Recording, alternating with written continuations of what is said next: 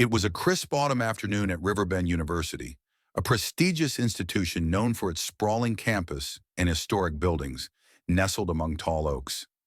Students bustled between classes, their voices mingling with the rustling of leaves and the occasional bark of a dog from a nearby park.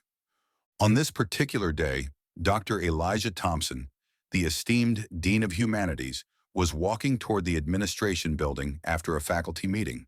Tall, with salt and pepper hair and glasses perched on his nose, Dr. Thompson carried a leather briefcase and wore a tweed jacket, emblematic of his decades of dedication to education.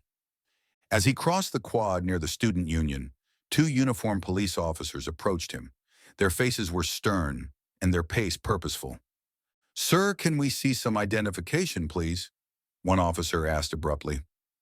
Elijah paused, mildly surprised. "Certainly."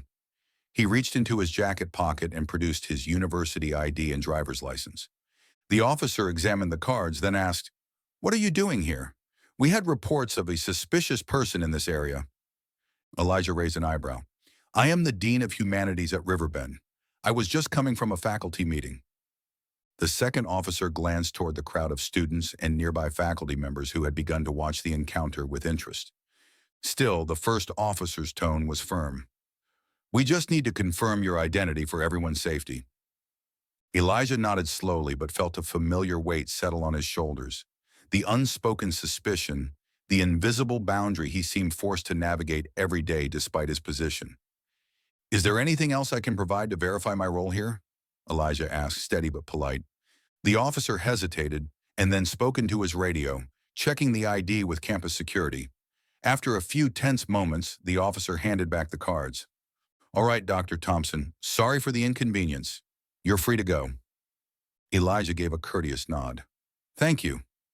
As the officers walked away, some faculty members who had witnessed the incident approached him. Professor Linda Chen, a longtime colleague, said quietly, "I'm so sorry you had to deal with that." "It happens far too often." Elijah sighed. "It does, and it's never just an inconvenience. It's a reminder of the barriers that still exist, even here." Later that evening, Elijah reflected on the encounter as he sat at his desk in his office, the warm glow of a desk lamp illuminating stacks of books and papers. He had spent years building his career, from a passionate graduate student to a respected professor and now dean, mentoring countless students and advocating for diversity and inclusion on campus. Yet moments like these served as stark reminders that his professional achievements did not shield him from racial profiling. The next morning, the university's president released a statement reaffirming the institution's commitment to equity and respect for all members of its community. Riverbend's student newspaper ran an editorial titled, "Respect and Recognition, a Dean's Unfair Encounter," sparking campus-wide conversations about race, authority, and belonging. In response, student groups organized a forum where Elijah spoke candidly about his experience. "We must remember," he told the crowd, "that no title or position should exempt anyone from being treated with dignity, and no matter how far we've come, there is still work to be done." The forum ended with a standing ovation, and many students expressed their support and solidarity.